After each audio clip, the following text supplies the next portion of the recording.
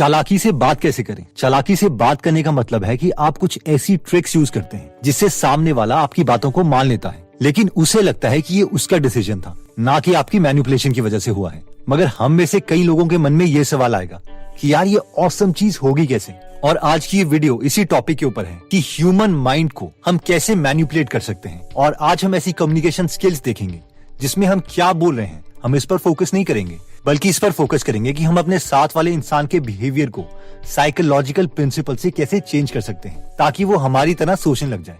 I know you are interested in this, so let's start. सबसे पहला point कहता है the peak end rule, the end matters most. 1993 में Nobel prize winner Daniel Kahneman और Barbara Frederiksen ने एक experiment किया। इस एक्सपेरिमेंट में 2 राउंड्स डिसाइड हुए थे। राउंड 1 में पार्टिसिपेंट्स को 60 सेकेंड्स यानी 1 मिनट तक अपने हाथ एक 14 डिग्री सेल्सियस की पानी की बाल्टी में डालने थे, जो कि थोड़ा सा ठंडा है। राउंड 2 में था कि पहले तो पार्टिसिपेंट्स को 60 सेकेंड्स के लिए अपना हाथ 14 डिग्री सेल्सियस की बाल्टी में ही डालना पड़ेगा, जो कि राउंड 1 में भी था।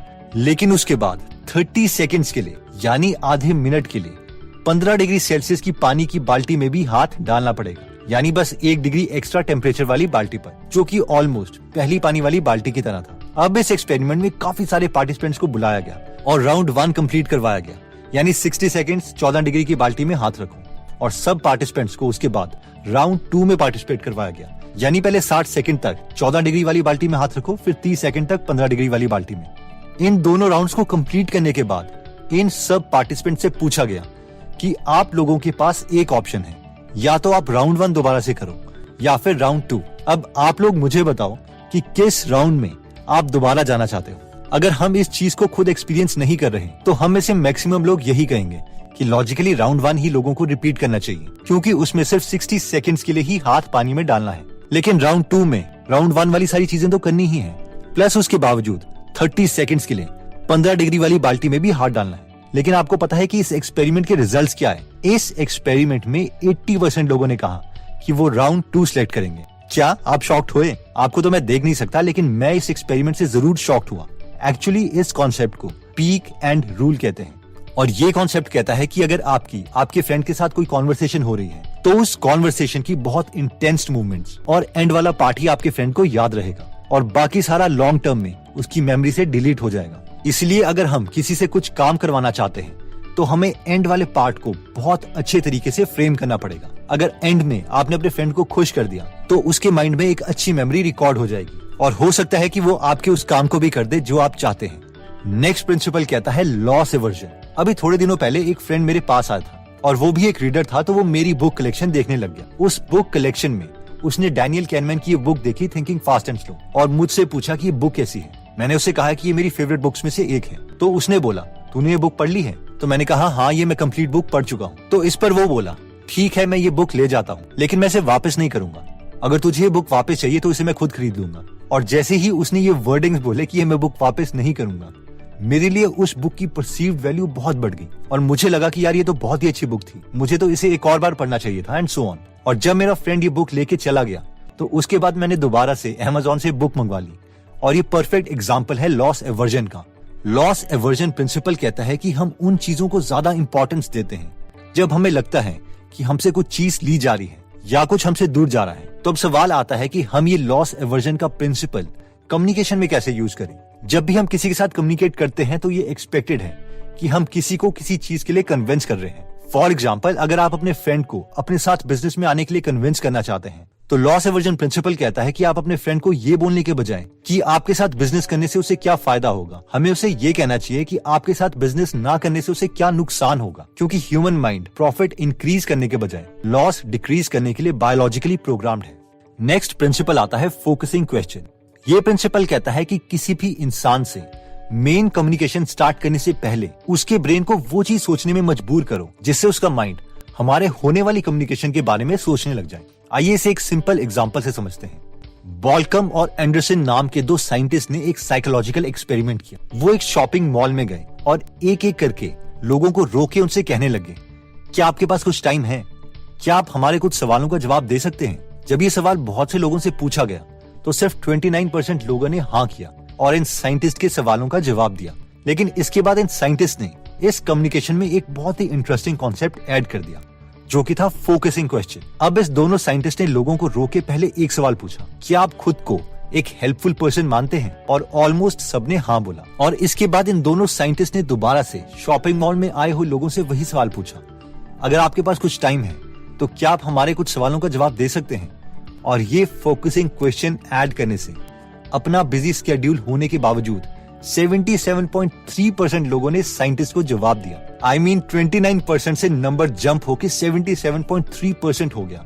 और ये इसीलिए हुआ क्योंकि जब लोगों ने खुद को एक हेल्पफुल इंसान माना और क्योंकि अभी वो हेल्पफुल वाले माइंडसेट फ्रेम में थे, इसलिए उन्होंने साइंटिस्ट को उनके क्वेश्चन का आंसर देने के लिए हाँ कर दिया। इसलिए अगर हम जब भी किसी से कम्युनिकेशन कर रहे हैं तो सीधा किसी से फेवर मांगने से बेटर है कि हम पहले उस इंसान से एक ऐसा फोकसिंग क्वेश्चन पूछें जिससे वो पहले एक ऐसे माइंडसेट में आ जाए जिससे वो हमारे क्वेश्चन को हाँ कर दे, जैसे कि इन दोनों साइंटिस्ट ने पूछा था। नेक्स्ट प्रिंसिपल कहता है संक कॉस्ट फैलेसी। ये प्रिंसिपल कहता है कि एक बार अगर हम किसी चीज में इन्वेस्ट कर देते हैं तो अगर वो चीज फ्यूचर में यूजफुल नहीं भी है तो भी ह्यूमन माइंड के लिए उसे छोड़ना बहुत मुश्किल हो जाता है। फॉर एग्जाम्पल, मान लीजिए कि आपने एक मूवी टिकट ली थी 500 रुपीज की और सोचा था कि इस संडे में काम नहीं करूंगा बल्कि मूवी देखूंगा। बाद में संडे को आपको पता चलता है कि जो नई मूवी की टिकट आपने बुक करवाई थी उसके रिव्यूज ठीक नहीं है और वो फ्लॉप मूवी है। साथ में मूवी टाइमिंग के दौरान आपकी एक इम्पोर्टेंट मीटिंग भी आ जाती है एक ऐसे दोस्त के साथ जो आपको एक बिजनेस प्लान समझाना चाहता है और वो आपके लिए काफी वैल्यूएबल भी हो सकता है। अब इस चीज के बावजूद कि मूवी फ्लॉप है, साथ में उसी टाइम को हम किसी फ्रूटफुल जगह यूज भी कर सकते हैं। हम में से मैक्सिमम लोग फिर भी उस फ्लॉप मूवी को देखने जाएंगे क्योंकि उसमें हमने पैसे इन्वेस्ट कर दिए हैं और इसे ही संक कॉस्ट फैलेसी बोलते हैं। बिजनेसेस में ये बहुत ही कॉमन है। For example Flipkart. Investors Flipkart में बहुत से पैसे इन्वेस्ट कर चुके थे लेकिन कंपनी प्रॉफिटेबल नहीं हो रही थी। इसके बावजूद इन्वेस्टर्स उसमें पैसे इन्वेस्ट करते रहे क्योंकि कोई भी खुद को लोगों की नजरों में बेवकूफ साबित नहीं करना चाहता। बट इवेंचुअली वॉलमार्ट ने फ्लिपकार्ट को खरीद लिया $16 बिलियन में और सबने राहत की सांस ली। अब सवाल आता है कि हम इस प्रिंसिपल को कम्युनिकेशन में कैसे यूज कर सकते हैं। जब भी हम सामने वाले इंसान से कुछ फेवर चाहते हैं तो हमें उनसे छोटे छोटे इन्वेस्टमेंट्स करवाने पड़ेंगे और वो इन्वेस्टमेंट किसी भी चीज में हो सकते हैं, वर्क, मनी या टाइम। फॉर एग्जाम्पल, अगर आप किसी को अपना बिजनेस पार्टनर बनाना चाहते हो तो डायरेक्टली उससे अपनी करंट जॉब छोड़ने के लिए मत बोलिए। उससे अपने बिजनेस के बारे में अवेयर करो और अपने बिजनेस में काम करने दो। जितनी ज्यादा टाइम इन्वेस्टमेंट वो आपके साथ करेंगे उतने ज्यादा चांसेस हैं कि संक कॉस्ट फैलेसी प्रिंसिपल की वजह से वो आपके साथ काम करने के लिए रेडी हो जाएं। दोस्तों, बहुत से लोग समझते हैं कि कम्युनिकेशन का मतलब है कि सिर्फ हम किसी को कुछ बोल रहे हैं, बल्कि कम्युनिकेशन का एक्चुअल मतलब है कि किसी के माइंड में अपना मैसेज डिटेल में पहुंचाना। और इसलिए इस वीडियो में हमने कम्युनिकेशन करने के लिए 4 अमेजिंग प्रिंसिपल्स देखे थे जिससे आप किसी को भी अपने काम करवाने के लिए कन्विंस कर सकते हैं। जिसमें सबसे पहला प्रिंसिपल कहता है द पीक एंड रूल, यानी द एंड मैटर्स मोस्ट। ये प्रिंसिपल कहता है कि जब भी हम किसी से कम्युनिकेट करते हैं तो उस कम्युनिकेशन का एंड मैसेज हमें बहुत अच्छे से बताना पड़ेगा क्योंकि ह्यूमन माइंड में किसी भी कम्युनिकेशन के पीक इमोशंस और एंड ही याद रहता है और बाकी सारी चीजें डिलीट हो जाती हैं। नेक्स्ट प्रिंसिपल था लॉस एवर्जन, जिसमें हमने देखा था कि कम्युनिकेशन करते वक्त अपने सामने वाले इंसान को ये मत बोलो कि आपकी अपॉर्चुनिटी एक्सेप्ट करने पर उसे क्या क्या फायदा होगा, बल्कि ये बताओ कि आपकी अपॉर्चुनिटी एक्सेप्ट ना करने पर उसे क्या क्या नुकसान हो सकता है, क्योंकि ह्यूमन माइंड प्रॉफिट से ज्यादा लॉस से बचने की कोशिश करता है। नेक्स्ट प्रिंसिपल था फोकसिंग क्वेश्चन। ये पॉइंट कहता है कि मेन मैसेज बोलने से पहले एक ऐसा फोकसिंग क्वेश्चन पूछो जिससे सामने वाले इंसान का माइंड आपके मेन मैसेज को एग्जीक्यूट करने में हेल्प करे। जैसे कि शॉपिंग मॉल में उन दोनों साइंटिस्ट ने पूछा था और वो फोकसिंग क्वेश्चन था, क्या आप अपने को हेल्पफुल समझते हैं? नेक्स्ट पॉइंट में हमने देखा था संक कॉस्ट फैलेसी। इसमें हमने देखा था कि अगर हम सामने वाले से छोटी छोटी इन्वेस्टमेंट करवा लेते हैं, चाहे वो वर्क या टाइम इन्वेस्टमेंट ही क्यों ना हो, उससे बहुत चांसेस हैं कि सामने वाला आपके प्रपोजल को एक्सेप्ट कर लेगा। जैसे कि बिजनेस पार्टनर ढूंढने के बजाय आप अपने फ्रेंड को अपने बिजनेस में कुछ टाइम इन्वेस्ट करने के लिए कह सकते हैं, बेशक उसके लिए उसे सैलरी ही क्यों ना देनी पड़े। हमें से मैक्सिमम लोगों को लगता है कि ह्यूमन माइंड एक रैशनल माइंड है, हम लोग सोच समझ के डिसीजन लेते हैं। लेकिन आप जितनी साइकोलॉजी के बारे में पढ़ोगे उतना आपको पता चलेगा कि ह्यूमन माइंड अपने एनवायरनमेंट या बाकी कंडीशन से कितनी जल्दी इफेक्ट हो जाता है। पहले जब मैं अपने आसपास के कई फ्रेंड्स को देखता था तो मुझे लगता था कि यार ये लोग कितने नेगेटिव हैं and I am so positive. But then एक ड्यूरेशन आई जब मैं 3 महीने के लिए बहुत ज्यादा स्ट्रेस लेने लग गया। मैंने इंट्रोस्पेक्ट किया कि ऐसा हुआ क्यों। देन आई रियलाइज कि आई मिस्ड समथिंग और वो था बुक्स पढ़ना। मैं पॉजिटिव इसलिए ऐड कर रहा था क्योंकि मैं पॉजिटिव कंटेंट कंज्यूम कर रहा था, एक्सपीरियंस्ड सक्सेसफुल लोगों की स्टोरीज और उनकी बुक्स पढ़ रहा था। तो मैं आपको भी रेकमेंड करूंगा कि आप बायोग्राफीज पढ़ें एक्सट्रीमली सक्सेसफुल लोगों की, जैसे कि Elon Musk, Steve jobs, APJ Abdul Kalam sir and so on. अगर आपको इंग्लिश पढ़ने में दिक्कत आती है या बुक बहुत लंबी लगती है और टाइम नहीं लगता, तो आप गीगल ऐप डाउनलोड कर सकते हैं, जहाँ पर ये बायोग्राफीज और 140 से ज्यादा बुक समरीज हिंदी में फ्री में अवेलेबल है। और हर हफ्ते हम इसमें एक बुक समरी ऐड करते रहते हैं। तो अगर आप इस एप्लीकेशन में इंटरेस्टेड हैं, तो इसका लिंक हम फर्स्ट कमेंट और डिस्क्रिप्शन में दे दे। ये एप्लीकेशन दोनों iOS और एंड्रॉइड में अवेलेबल है। एनीवेज दोस्तों, अगर आपको लगता है कि ये वीडियो आई ओपनर है और आपके किसी फ्रेंड या फैमिली मेंबर के काम आ सकते हैं, तो आप ये वीडियो उनके साथ जरूर शेयर करें। अगर आप ऐसी नॉलेजेबल वीडियोस मिस नहीं करना चाहते, तो सब्सक्राइब करने के बाद बेल का बटन दबाना मत भूलिएगा। आप कमेंट करके ये भी बता सकते हैं कि आप नेक्स्ट वीडियो किस टॉपिक पर चाहते हैं। जल्दी हम आपसे दोबारा मिलेंगे। जय हिंद।